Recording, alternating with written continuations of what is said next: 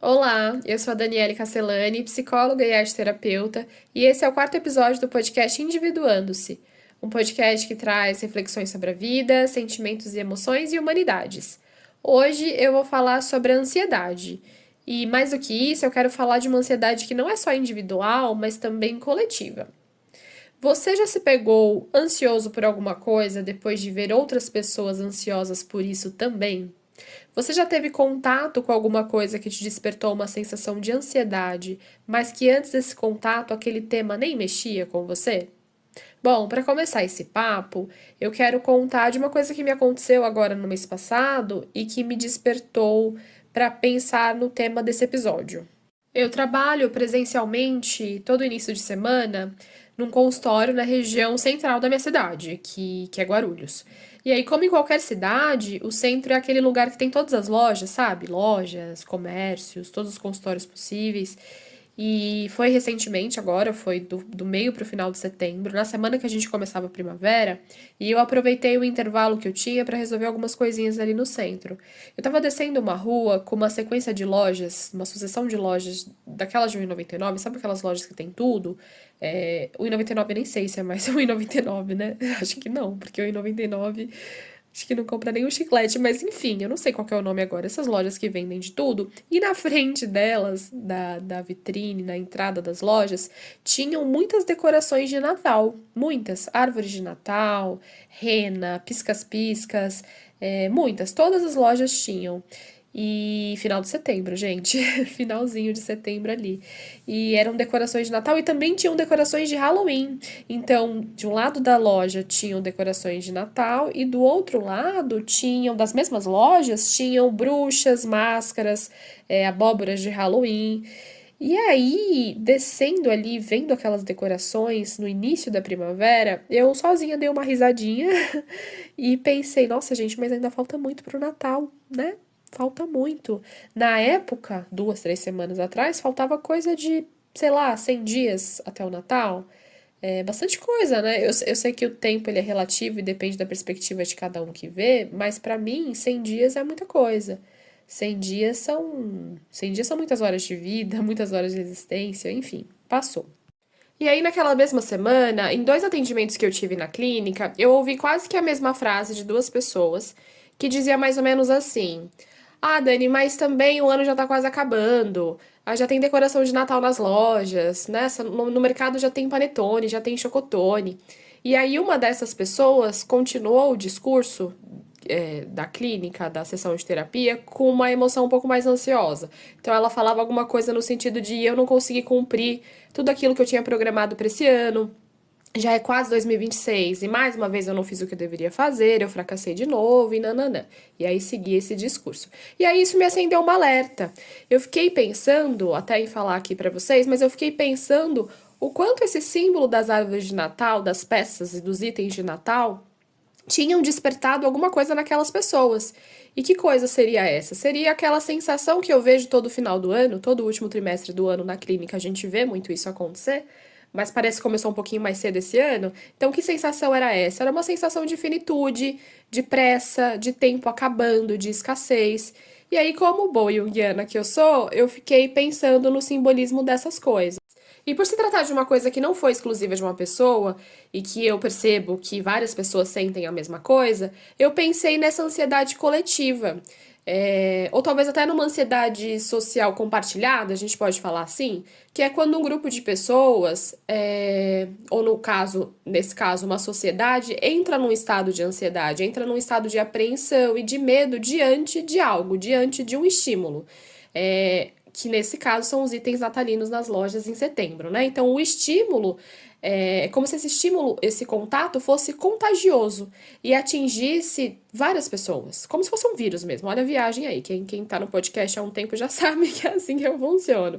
Então, o estímulo, itens natalinos no auge de setembro, ele é um estímulo contagioso para algumas pessoas, não para todas, mas para algumas pessoas, como se fosse um vírus mesmo. E aí, o que esse vírus causaria nas pessoas? Causaria essa sensação de ansiedade que, quando comum a várias pessoas, a gente pode chamar de ansiedade coletiva. Bom, já é um fato que as vendas dessas datas comemorativas, Natal, Halloween, Páscoa, têm antecipado e também se estendido cada vez mais, né? Bom, quando eu falo que é um fato, eu não trago dados científicos para vocês, dados estatísticos, mas é uma coisa que eu vejo. Se alguém tiver, inclusive, pode me enviar. Mas na minha percepção, eu não sei o que vocês acham, mas o que eu vejo é que cada vez essas vendas desses itens de datas comemorativas têm se antecipado cada vez mais e também se estendido, né? Então, por exemplo, hoje em dia a gente vê ovo de Páscoa começando a ser vendido em fevereiro, né? Mas também pode ser que você vá numa loja ou no mercado em agosto e você também encontre ovos de Páscoa. As árvores de Natal mesmo, os itens natalinos, como eu disse nesse podcast já, começou agora em setembro, né? A gente já tem visto muitas coisas nas lojas. A gente vê hoje em dia chapéu de festa junina também, sei lá, em abril já tem chapéu de festa junina. As coisas elas não estão mais tão marcadas como antigamente, pelo menos essa é a minha percepção. Fantasia de Halloween, então começa agora, mas vai também até quase o Natal, né? Quase ali o comecinho de dezembro você ainda acha fantasias por conta das festas e tudo mais. Quais são as estratégias do mercado para isso? Eu não sei dizer. Né, eu não tenho propriedade de fala. Eu acho que cada lojista sabe da real necessidade disso. Sei lá, pode ser para vender mais, pode ser para despertar interesse nos compradores por mais tempo, por isso que antecipa e estende também. Pode ter alguma questão de logística para não sobrecarregar as entregas, eu não sei, né? Pode, enfim, o medo de uma inflação, talvez, e aí se tem uma inflação em coisas como alimentos, higiene, esses itens eles não se tornam prioridade, então as pessoas elas compram com antecedência para não perder. Eu não sei, pode ser N estratégias e pode ser também uma estratégia de gerar mais ansiedade coletiva mesmo. Então pode ser intencional para que haja uma maior ansiedade coletiva e uma sensação de desespero para vender mais. Muitas vezes é assim que funciona, que se lucra, né? Enfim, não dá para saber da real estratégia e aí a gente nunca sabe qual que é a intenção do outro, né? Não tem como saber da intenção do outro, somente daquilo que a gente sente diante da ação do outro. Mas o que eu percebo é que esses símbolos, que esses itens antecipados e estendidos, eles trazem sim uma maior sensação de desespero para muitas pessoas. E é aí que eu atuo, né, nessa questão da ansiedade, do pânico social e tudo isso. Também não é de hoje que eu falo que o último trimestre do ano, esse finalzinho de ano, desperta essa sensação nas pessoas. Eu já escrevi sobre isso, eu já até gravei vídeo sobre isso no meu Instagram. E inclusive se você não me segue, é o danibarbolani.psi. E no final do ano tem muita propaganda, finais de ano sempre tem filmes de natais, nas plataformas digitais, enfim. Mas para além disso, também tem muita meta, tem muitos entregáveis. Então, quando chega o final do ano, tem metas de entrega no trabalho, tem entrega de trabalho na faculdade, na pós, no mestrado, tem os TCCs, né? Então, tudo isso traz essa energia caótica de ansiedade coletiva, do prazo, né? Da data, da entrega, da performance e tudo mais. Então as pessoas elas ficam mais estressadas mesmo. Então, quanto mais velho a gente fica, mais experiência de vida a gente tem, mais a gente sabe que isso acontece todo ano, né? Então, eu sempre brinco, todo ano tem ano novo e as pessoas parecem que não se acostumaram ainda, elas ficam desesperadas como se fosse o último ano da vida. A gente nunca sabe, né, quando é, mas como se fosse o último ano da vida, o último dia da vida, esse desespero ele aparece muito forte. E aí, quem me conhece, inclusive, mais de pertinho, sabe que eu busco, né, todo final do ano, desacelerar. Então, eu, Daniele, escolho desacelerar. Primeiro, porque eu tenho um privilégio, né? Então, eu sou uma pessoa que eu tenho esse privilégio. Ou seja, eu sou uma profissional autônoma, eu que escolho como que eu organizo o meu horário na agenda. Então, eu posso escolher participar de situações que me exijam metas, entregas e prazos, como posso escolher não participar dessas situações no final do ano. E atualmente eu escolho não participar para ficar um pouco mais tranquila. E então, primeiro porque eu tenho esse privilégio e segundo porque analisando minimamente o mundo, né, tendo uma percepção de mundo, da minha existência e tudo mais, eu vejo que o final do ano tem muito mais situações estressoras para todo mundo, né? E inclusive para mim. Então, por conta desses prazos, dessas metas, dessas correrias das pessoas de modo geral, também vejo que tem o verão. Então, aqui em São Paulo, por exemplo, tem o verão. E aí, com o verão, tem muita chuva. E aqui em São Paulo tem muitos carros. Então, eu sei que tem um excesso de chuvas, tem alagamento, tem um excesso de carros nas ruas. Eu sei que isso é estressante, eu sei que a chuva vai piorar o trânsito, eu sei que o calor aumenta o estresse das pessoas e o meu também. Eu sei que tem muita gente querendo comprar porque também tem Black Friday, também tem 13º. Eu sei que muita gente quer comprar roupa, quer participar de amigo secreto, então as áreas de centro, né, essa inclusive que eu trabalho, ela é mais cheia, as lojas, o shopping. Eu não vou no shopping no final do ano. Eu não vou no shopping, assim. Eu sei que tá muito cheio, tem fila pra entrar, tem fila pra estacionar. Então, Daniele, não falo que é uma regra pra todo mundo, mas a partir do que eu sinto da minha existência, eu escolho não participar disso. Né, pela experiência de vida e também pelos privilégios que eu tenho, de acordo com as lutas e as escolhas que eu fiz na vida até hoje. Eu escolho sair menos de carro, eu só participo de amigos secretos se eu realmente tiver interesse, desejo, eu não tenho problema, né, não me importo de recusar uma coisa quando eu não quero, não, nem sempre foi assim, mas hoje eu não me importo. Então eu me adequo para realizar qualquer tipo de compra relacionada à festa de Natal, à comida de Natal, de Ano Novo, um pouquinho antes, sempre que eu posso. Nem é sempre que eu, não é sempre que eu consigo, mas eu me programo para isso, já sabendo que eu não quero me colocar em situações de ansiedade. Porque eu, Dani, me recuso hoje a enfrentar esse tipo de situação, trânsito parado, calor, shopping lotado. As pessoas brigam no shopping, na fila do shopping. É uma coisa assim. Vocês sabem do que eu tô falando, né? E aí, o que eu quero dizer, então, com tudo isso, a partir da minha experiência? Que o mínimo de autoconhecimento, de autopercepção e de percepção do mundo, ele nos dá, o mínimo que seja, ele já nos dá um pouquinho de possibilidade de perceber as situações que são estressantes, que são estressoras para nós. E a partir do momento que a gente sabe aquilo que nos estressa, a gente tem a capacidade de evitá-las, né? Na medida do possível. A ansiedade, ela é uma emoção natural do ser humano. Então, ela é nossa, do nosso próprio HD, e ela funciona de uma maneira muito parecida nas pessoas, porém os gatilhos de ansiedade, eles são diferentes. Então, cada pessoa tem o seu gatilho de ansiedade, que não necessariamente é igual a outra, né? Igual para todas as pessoas. Então, algumas coisas que podem me deixar ansiosa pode não ser uma coisa que te deixa ansioso e vice-versa, né? Então, ter essa emoção na vida não caracteriza um problema. Caracteriza, inclusive, que é uma pessoa, que é um ser humano saudável e que reage emocionalmente diante dos acontecimentos da vida. Então, a ansiedade faz parte ali do campo das nossas emoções. Qual que é o problema? O problema é o excesso da ansiedade, né? Então, quando você tem um excesso de ansiedade, isso pode se tornar uma patologia e trazer muito sofrimento para aquela pessoa. E aí sim ela vai precisar de um cuidado especial, de uma atenção profissional, então ela precisa se autoconhecer para saber quais são as situações estressoras e, se possível, evitá-las. Fazer psicoterapia ajuda nesse processo. Exercícios, né? Não só quando a ansiedade é uma patologia, mas para a vida mesmo, os exercícios, enfim. No caso de uma patologia de ansiedade, uma ansiedade mais crônica, um transtorno de ansiedade, ter uma rede de apoio também é muito importante. E, por vezes, também tomar medicação para ajudar nesse controle, enfim, para a pessoa melhorar diante disso.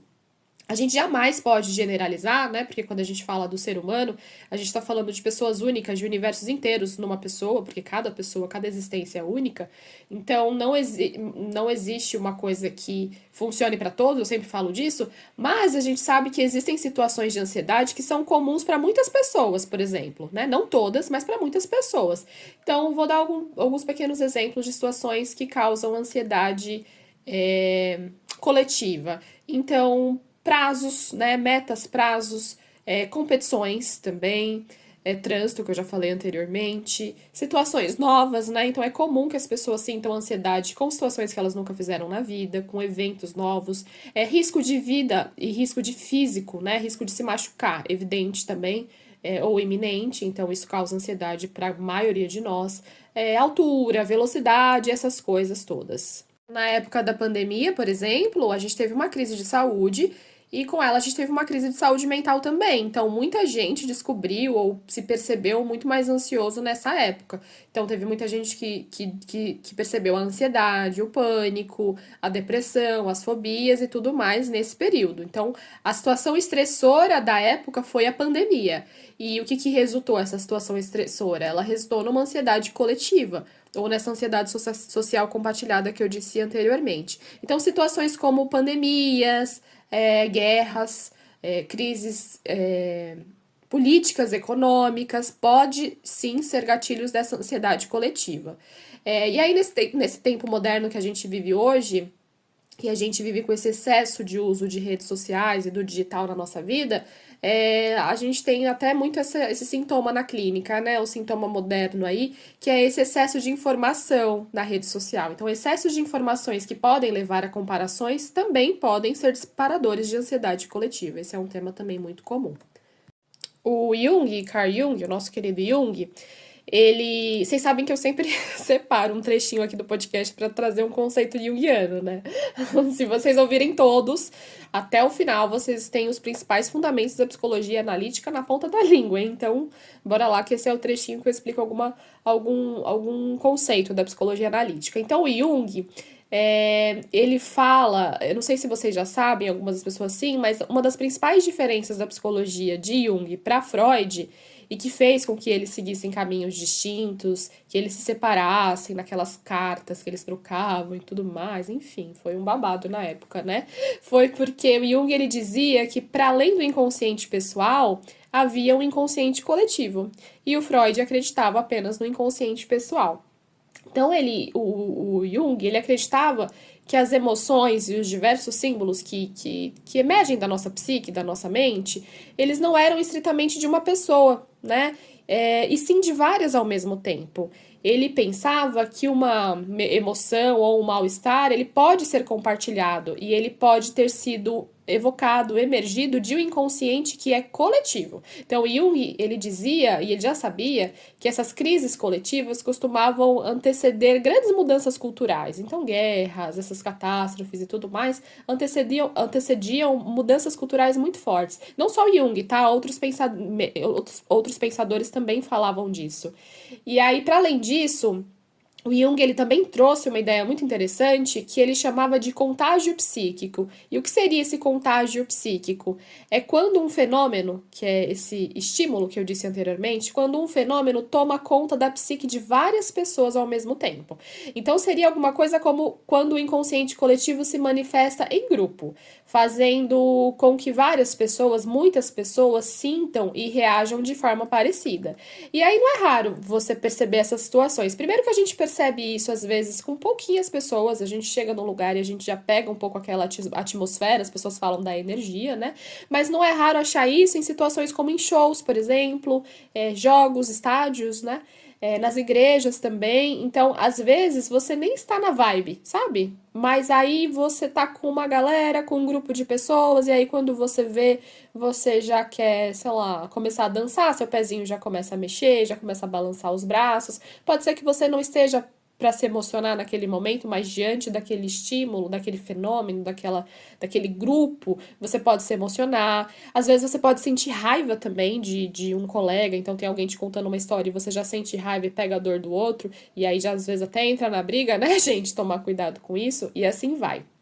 E aí o que eu percebo é que o contato psíquico, ele é muito real, né? A gente vê isso no nosso cotidiano, como eu acabei de falar, e como psicoterapeuta, a gente vê isso na clínica também. Então, por isso que é tão importante que o psicólogo, o terapeuta, o analista, ele cuide da sua saúde mental e das suas demandas pessoais, porque ele precisa, sempre que possível, ter os ouvidos e os olhos mais limpos, sabe? Mais acolhedores e justos diante das demandas, né? Porque se não tem essa, como é que eu posso falar? Essa imunidade, entre aspas, o terapeuta, ele pode ser contagiado pelo discurso do paciente. E aí ele não consegue ajudá-lo eticamente, tá? Ou seja, o que pode acontecer? Ele pode tomar um partido, ele pode julgar as pessoas que o paciente conta em sessão, os parentes, o cônjuge, ele pode julgar sem ao menos considerar que talvez aquilo seja só uma fantasia daquele paciente. E aí, às vezes, naquela situação, quem foi tóxico, quem teve um comportamento que não foi legal foi o paciente, né? Então, ele não está certo naquele contexto. Por isso que a gente precisa sempre cuidar da gente para ter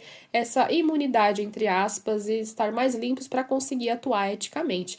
Porque o contágio psíquico, ele é feito em todas as situações e ele não fugiria, obviamente, da clínica, né? Então, assim, já deve ter acontecido com você, por exemplo, de você pegar ranço de uma outra pessoa sem nem conhecê-la ou conviver direito com ela por conta de um amigo, de um parente que falou mal dela pra você, né? Já deve ter acontecido. É mais ou menos isso, é como se fosse um contágio. E aí tem que tomar muito cuidado com isso, né, gente? Porque no futuro pode ser que você descubra aí que na história a história não é bem assim. Então sempre aí já desviei um pouquinho, mas sempre que chegar uma fofoca, alguma coisa pra você, antes de tomar um partido, antes de se contagiar psiquicamente, mesmo que ele já é feito automaticamente, toma um pouco de cuidado. Pode ser que no futuro você descubra que aquela história não é bem assim, né? Que, na verdade, foi injusto pra outra pessoa também que você já pegou ranço. Enfim, é isso que você, né? É legal pensar nisso também, porque é o que eu sempre digo, que todo ponto de vista é visto apenas de um ponto, né? Então, assim, quando esse mercado, né, voltando a falar aí do estímulo, que são as árvores de Natal, quando o mercado ele resolve que as vendas de Natal são feitas com mais antecedência, e por conta desse estímulo, desse fenômeno, gera-se uma sensação de ansiedade coletiva de final de ano, que é isso que eu percebo todo ano na clínica e percebo na vida também, que é essa sensação de tempo acabando, desespero, escassez, etc., a gente tem um contágio psíquico de ansiedade coletiva. Ok? Faz sentido? Agora, como é que a gente pode ficar imune nessas situações de emoção coletiva, de ansiedade coletiva, de contágio psíquico que o mercado, o capitalismo, e seja lá qualquer coisa, evoca na gente? Como eu já disse antes, na minha experiência pessoal, a partir da minha percepção de mim mesma e do mundo, e de percepção de mundo, de autoconhecimento, não é fácil, né? Você precisa avaliar, perceber, ver aquilo que você faz, o que resulta daquilo que você faz, como você sente, como você se trata, como você trata as pessoas. Então, como você se sente a partir de um estímulo coletivo que muita gente fala, a partir da sua existência, a partir de tudo isso, você minimamente, hein, porque nada é garantia de nada, mas você minimamente, ou seja, nem sempre, porque a gente também é humano e a gente vai falhar, mas eu percebo que minimamente eu já consigo reduzir essa ansiedade coletiva, né, desse contágio, porque conscientemente eu evito situações que são estressantes para mim, tá? Então, uma das principais formas de criar imunidade é o autoconhecimento. Então, quanto mais a gente se autoconhece, mais a gente sabe o que nos gera ansiedade, estresse, angústia na gente, e a gente começa a evitar aquilo que nos causa mal, tá? Mas pra gente evitar aquilo que nos causa mal, a gente precisa saber o que faz a gente se sentir mal. Então, eu só consigo evitar aquilo que eu tenho consciência. Se eu não souber, eu vou evitar tudo, né? Então, tem gente que evita tudo, porque não sabe o que faz mal, então, para que não tenha o risco de se sentir mal diante de alguma coisa, é melhor evitar tudo. Então, são as pessoas que já estão no grau de não sair de casa, de não conviver com outras pessoas, de ter medo de conhecer outras pessoas, porque você evita tudo aquilo com medo de se sentir mal, né? Mas aí o problema disso é que se você evita tudo aquilo para você não se sentir mal, você evita tudo. E se você evita tudo, você evita a vida, né? E aí, se você evita a vida, você evita também as coisas boas que a vida te dá. Então, eu acho que faz mais sentido discernir e separar o que faz bem e o que faz mal, e se arriscar no mundo, saber falar não, e aí todas essas coisas que eu sempre falo nos podcasts, do que evitar tudo para não se sentir mal, porque aí você evita a vida, e se você evitar a vida, aí não tem sentido algum, né? Então, assim, nesse contexto, o maior antídoto seria o autoconhecimento para saber aquilo que você sente, como é que você funciona, como é que você opera na vida. E aí, dentro desse processo de autoconhecimento, você pode começar a evitar tudo aquilo que dentro do possível, né? Você consegue evitar, que são situações, lugares e pessoas que fazem você se sentir mal, e incluir na sua rotina, na sua vida, mais situações, mais lugares e mais pessoas que te fazem se sentir bem. Vocês já devem ter ouvido falar que conhecimento é poder, é uma frase, muita gente fala conhecimento é poder, e eu acredito que autoconhecimento é mais poderoso ainda. Quanto mais a gente se conhece, menos a gente é contaminado pelo outro, tá? Pelo todo, pelo mundo. Menos manipulados a gente é também. Então, eu sei que se eu não quero comprar produtos de Natal agora, não são 20 vitrines seguidas que vão me causar ansiedade, desespero para comprar uma árvore de Natal e um Papai Noel. Porque eu sei, porque eu me autoconheço, né? Se eu sei, por exemplo, que eu não ligo para morango, não é o surto de morango do amor que vai fazer eu sair desesperada para comprar. Eu não serei manipulada pelo sistema, né? Porque eu sei que morango não faz sentido. Se morango faz sentido para mim, se eu adoro morango, eu posso ser a primeira da fila para comprar morango do amor. Mas se eu tenho autoconhecimento e sei que eu não ligo muito para morango, eu não vou entrar nesse hype, nessa coisa coletiva, sabe? Se eu não sei qual que é o outro lado da história, como eu disse anteriormente, eu não vou xingar ou criar planos de vingança pro outro. Eu não sei qual que é o outro lado da história. O que eu vou fazer é acolher aquele que sofre e que me conta aquela história. Mas eu não entro na guerra sem saber o outro ponto, sabe? Quanto mais a gente se conhece, menos a gente é refém do outro e do sistema, né? O Jung, ele tem uma frase que diz assim, abre aspas, quanto mais as pessoas são dominadas pelo inconsciente, mais elas se comportam como um rebanho. Fecha aspas.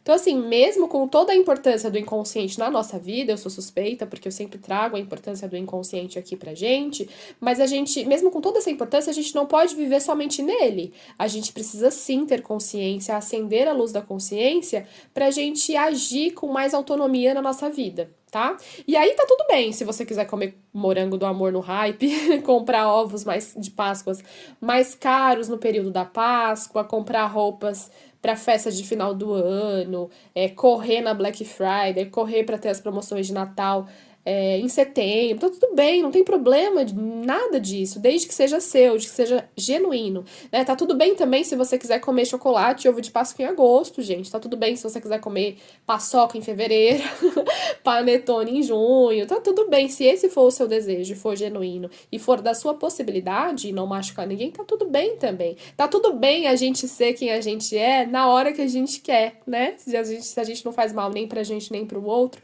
tá tudo bem.